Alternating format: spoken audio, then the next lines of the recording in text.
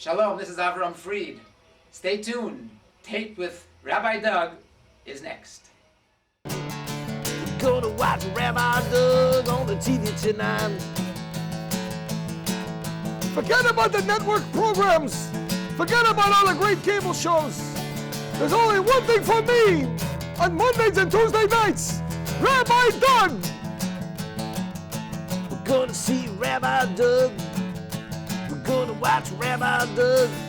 Yeah, we're gonna watch Rabbi Doug on your TV tonight. Shalom, welcome to Taped with Rabbi Doug. We are here at Ida Crown Jewish Academy in Skokie, Illinois for Yom Hazikaron, Israel Memorial Day. We are here with guest speakers, including our main speaker, Rabbi Menachem Linzer. He is the relative of one of the fallen, and he's going to share his story. He's also, of course, the principal of Kollel Torah Hebrew Day School, North Suburban Hebrew Day School. And we also have Rabbi Moshe Soloveitchik with us tonight, Rabbi Brand from the YU Kollel Torah Mitzion is our MC for tonight. And we remember all the lost souls, all our brothers that died from terror attacks, from war, and from October 7th as well. Stay with us here on Yom HaZikaron on Taped with Rabbi Doug. We thank first and foremost Ida Crown Jewish Academy for hosting us once again. We thank our partners, the RZC and the CRC, and particular note of Rabbi Yair Lichtman, Mrs. Tracy Schultz, and Mrs. Noah Nussbaum, who expended extraordinary efforts to put together this evening's program together with us. So thank you. The Gemara tells us, we come back to it for those who have been here year after year, we quote the same Gemara, L'shatif in nafshi v'hadei tzibur. We should be part of the community. And that's our goal tonight, is to open our hearts that we could be part of the Rebbeinu Shalom's family of his children, as we feel the sorrow, the distress, the pain, the suffering, a scintilla of the struggle that those families have in Israel. This year, unfortunately, the Jewish people are marking 25,420 fallen security members and 5,229 victims of terror. Now in Halacha, there's something called Avelos Yeshana and Avelos Chadasha. There's an old mourning and then there's new mourning. And for us, at this time in our history, there's a convergence. There's Avelos Yeshana, an old mourning. We think of those who were lost decades ago. And Avelos Chadasha, literally Avelos Chadasha. People are still sitting Shiva this week, Rahman al-Islam. Over the past months, 18 months, unfortunately the number went up just 2 days ago. There are now officially 850 members of the security forces who have been killed and 934 civilians since the beginning of Simchas Torah of October 7th of 2023. So we begin, as they do in Eretz Yisrael, with a moment of silence. Rav Schwartz, Zecher Tzaddik Livracha, who graced this podium for many, many years, he quoted the Gemara in Brachos that said, Agra de Beitamya Shtikusa. The merit of going to a house of mourning is silence. And he thought that that was the fulfillment, that was the concept of a moment of silence, that we connect ourselves to those who are in mourning with that moment of silence. So please rise.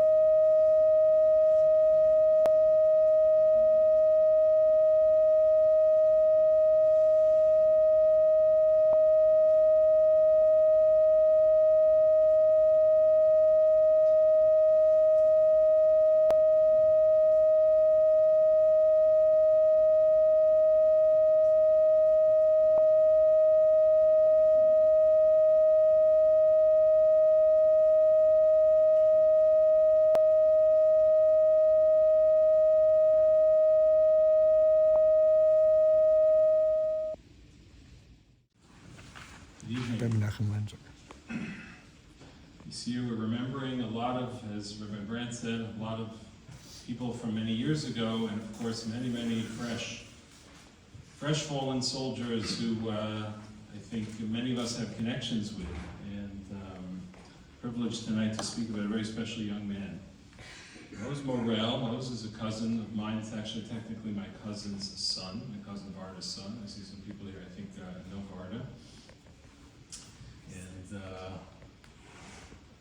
he is buried on Har Herzl, and he was 20, depending on if you go by the English, I think the English, he was 21, and by the Hebrew, because of the Adar Rishon, he already had his 22nd birthday, so he was already 22.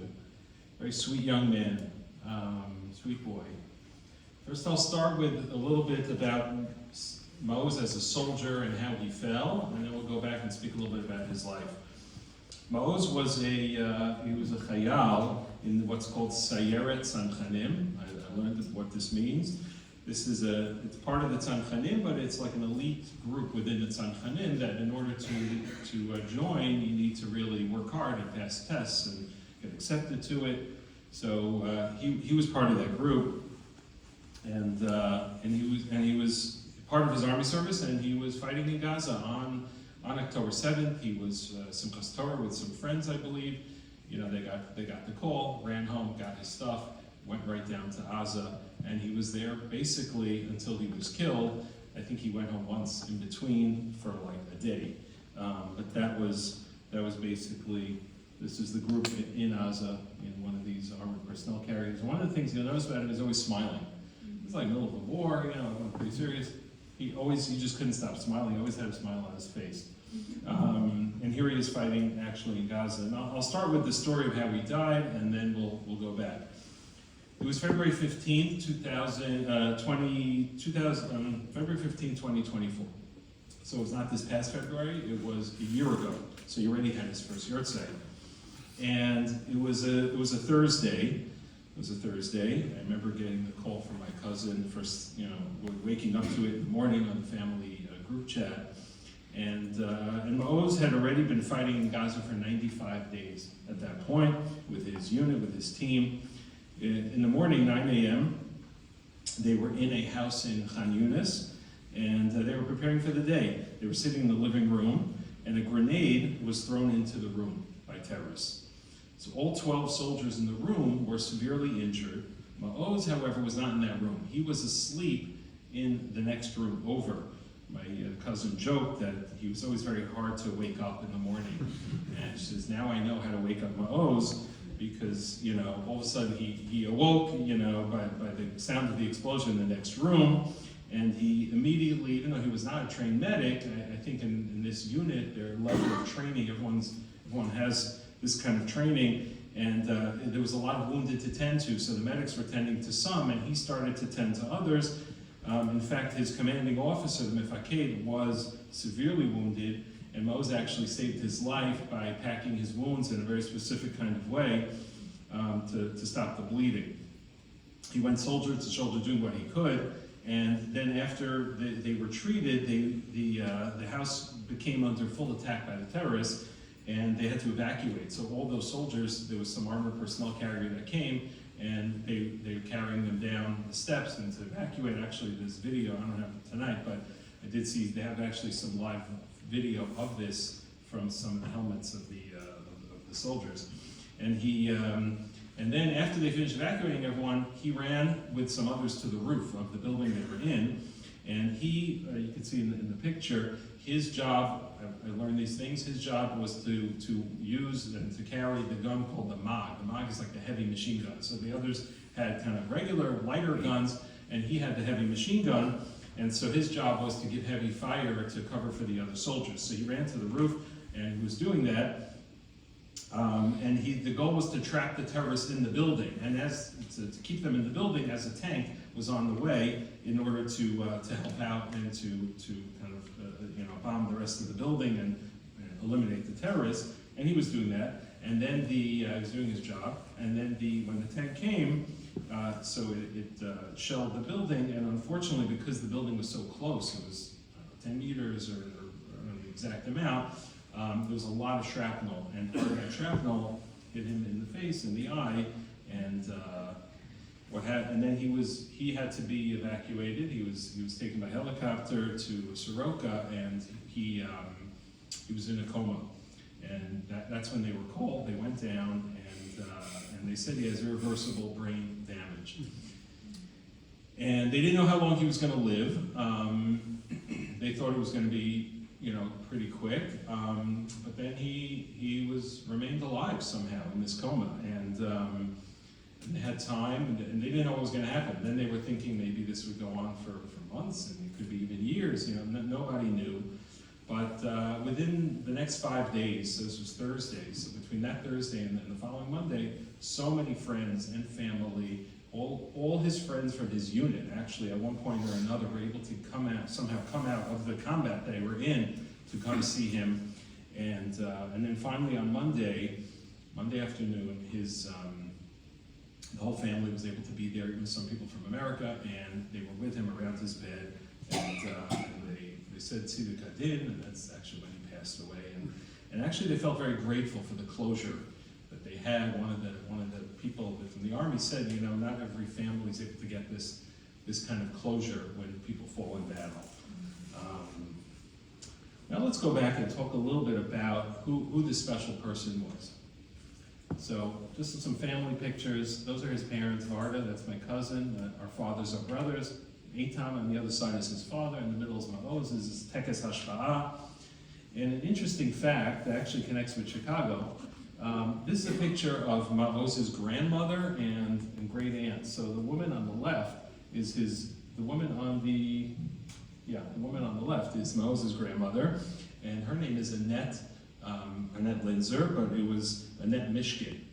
And she was a child survivor. She and her sister are child survivors. The parents were killed in the Holocaust, but in a very tremendous brave act that Varda speaks about a lot connected with Maoz, she gave up the girls to a Christian family. And that Christian family also gave them up to adoption to Chicago, to Rabbi Leonard and Mrs. Mishkin of Chicago. And they couldn't have children of their own, and they raised these two girls, and these were her children. Annette, my Aunt Annette actually passed away many years ago from cancer, but her sister Marguerite actually still lives in Chicago, and we're in touch with her. Just wrote a book actually about her experiences in the war. So there's a fascinating family connection dating back to a lot of heroic acts in a different time period. This is my parents. For anyone who knows my parents, this is old. They were at the Tekes with them, and we're very close family. Maoz, very, very cute, very sweet boy, really a lot of fame. As a kid, loved hiking, loved the outdoors. He was a very hard worker, very, very industrious. So he would work all summer in order to make enough money to buy certain rappelling gear. He was very, very hard worker. And this is a great picture because almost every family tiyul that we took, Maoz was always holding one of the kids on his shoulders. He was always helping out. He was always this very sweet boy looking to help whenever he could. Loved sports. A little shout out to the Giants here. His father, and he was also very athletic, very active in kung fu and other things. Had great sportsmanship. Had a ton of friends. It's a very cute picture of him in his bar mitzvah. However, one thing that was hard for Maoz was learning. He had a lot of learning disabilities. And this is a really interesting part of the story, because clearly he excelled a lot physically, but learning was very hard. He struggled with English, he struggled with Hebrew. His parents were American, but he struggled with both languages, and he was very, very persistent though in school. When it came to his bar mitzvah, he learned the whole parsha. He could barely read, but he made his father sit with him every single night on the couch until he got it. When it came time to where is this? This is a picture of him in high school. He really didn't understand what they were learning. He asked his chavrusa again and again, explain it to me again. Maybe the fifth time he was able to understand it. That being said, he was in 12th grade, his father, he comes home and he's like, yeah, I'm going to make a Siyum Mishnayos next week. And I'm like, what are you talking about? He's like, yeah, in 9th grade, someone told me that if you learn a certain amount of Mishnayos every day, but in 4 years you can make a Siyum. They had no idea he was doing it. So very private, very modest, very, very tsanua. And he was like, no big deal. And he's like, no, we're going to make a big thing out of this. He didn't want it, and they forced him to, and eventually he did. But go back a second. The story about Maoz, when he finished high school, somehow he got through high school, and they thought he would do the army. And he says, no, I want to go to Yeshiva Hesder. He said, Maoz, like, we don't think it's a good idea. Like, this is not your strength. And he's, no, I want to go to Dimona. Apparently that was like a very good school, very, very good yeshiva. And he went to the interview and he didn't get in because his level of learning was very, very weak. And the Rosh Yeshiva tells him, I'm sorry, we can't accept it. He's like, no, I'm going to this yeshiva. And he's like, well, he's like, no, I'm going to go and I'm going to learn and I'm going to try and you're going to help me. And he went and every day he asked the Rebbe, can you explain it again? Can you explain it again? Can you explain it again? It's really incredible to hear these stories. When it came time to join the army, this is him going to the army. So again, he was very, very persistent. He says, I want to be a fighter. I want to do everything. And like I said, he joined the elite unit, worked very, very hard, not giving up. And his mom tells us that, Maoz really symbolizes Maoz means Oz is strength, and he's tremendously strong-willed.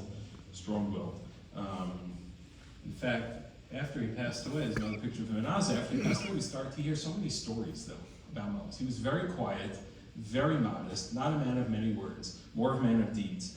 But after he died, the family and we started to hear so many incredible stories. A story about someone in the yeshuv around where they were operating. He used to come every night from Marav. This was on his own. This is a little break time he had. His eyes were bloodshot from working so hard all day. He used to show up every day from Marav. One of the most touching stories is a picture. I don't know if you're able to see it, but you can see him lying on a couch in Gaza in one of these buildings, and he's holding a sefer. And one of the stories that we heard from his friends in the unit, and this was not a frum group of people at all. He was the only frum kid in the group. The rest were secular, and he always carried with him a pocket sefer. Most of the time, apparently, it was a Mesilas Yesharim. And whenever he had, like this, they're in the middle of fighting, you just want to go to sleep for a minute, he would take out Mesilas Yesharim. So if anyone knows Mesilas Yesharim is a book of working on your midos, a book about Musar. So Maoz was someone who was always working on himself. It's just incredible. Since then, there was so many memorial things have been happening for Maoz over the past year plus. One of them has been a number of places have taken on learning Mesilas Yesharim, have finished dedicated his memory. This is a Hanukkah menorah that he made in Gaza out of a piece of wood he found, and he carved it, and so his unit, they could light Hanukkah, which the family now has, and they used this past Hanukkah. This was an incredible part of the story. So this they had no idea about, but after he died, they got a box about a month or 2 months later or so from the army with some of his personal effects, and in it they found these notebooks. You're like, well, what's this notebook? And then they subsequently found some in his room as well, at home in his drawer. Apparently Maoz made lists all the time. They had no idea about these lists. This is his handwriting. Let's look at some of the lists. This is one of the lists.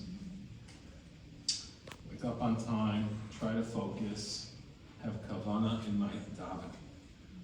This is like in high school. Goals for the week. Go to sleep on time. You see how the sleep and the waking up was a big thing. Wake up, for many of us. Wake up for davening, then I feel better all day. Pay attention to what I say, how I speak to people. Try to learn well in the morning, in the morning Seder.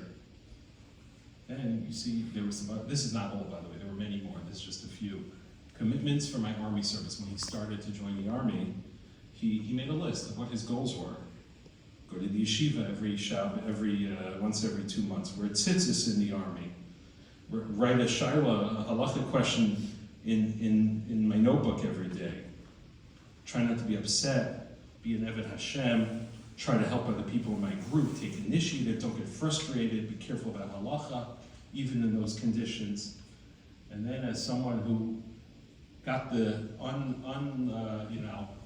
no one likes the job. Apparently it's the most annoying job of the whole unit, to carry around this, on top of everything else, this 30-pound whatever machine gun. Don't complain, don't slow others down, give 100%, try to help, never give up. So my cousin Varda, I spoke to her before this happened, and there was a point where she had actually 4 kids in the army, 2 south, 2 in the north.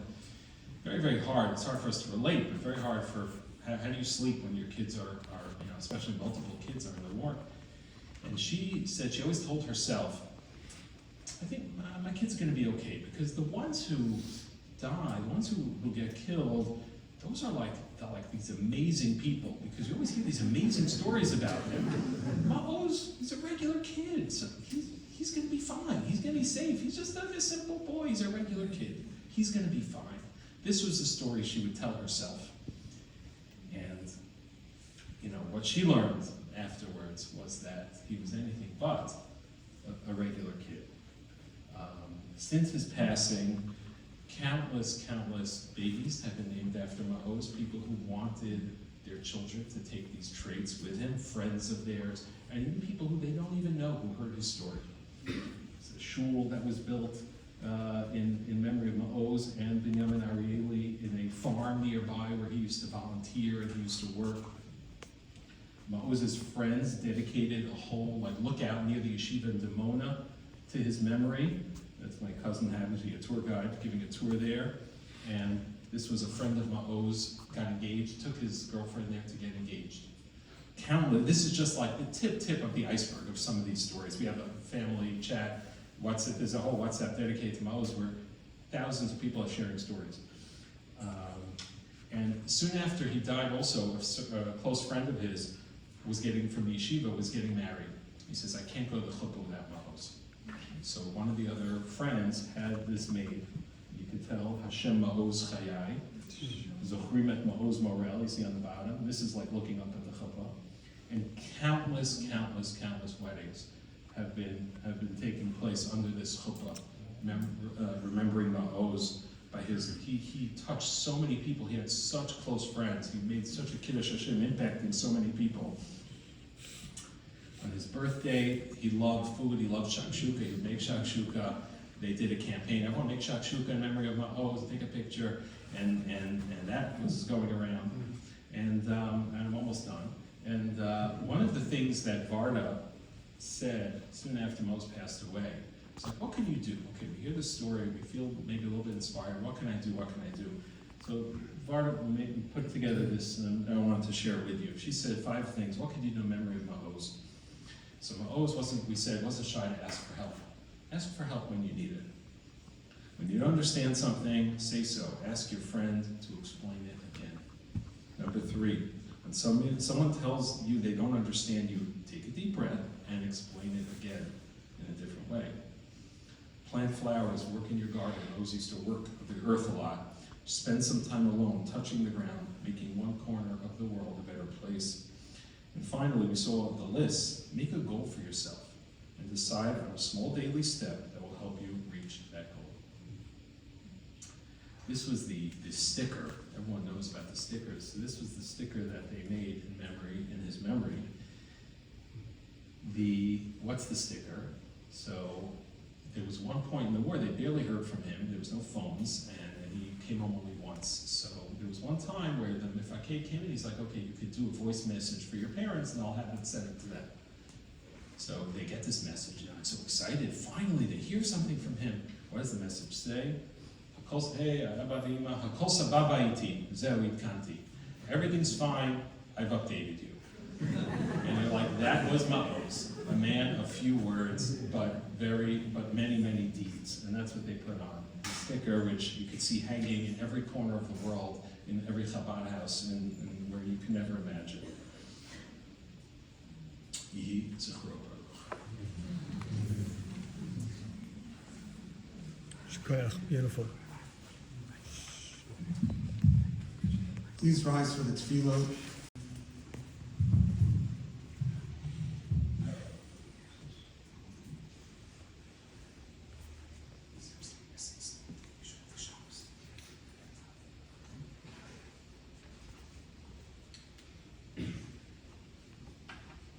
יזכור עם ישראל את בניו ונעשה בנאמנים ואמיצים חיילי צבא הגנה לישראל וכל לוחמי המחתרות וחטיבות הלוחמים במערכות העם וכל אנשי קהיליית המודיעין והביטחון ואנשי המשטרה אשר חירפו נפשם במלחמה על תקומת ישראל וכל אלה שנרצחו בארץ ומחוצה לה בידי מרצחים מארגוני הטרור. יזכור ישראל יסברך בזרעו ויהיה בעל על זיו העלומים וחמדת הגבורה וקדושת הרצון ומסירות הנפש אשר נספו במערכה כפיידו. יהיו כללי מלכות ישראל עטורי הניצחון חסומים בלב ישראל לדור ודור.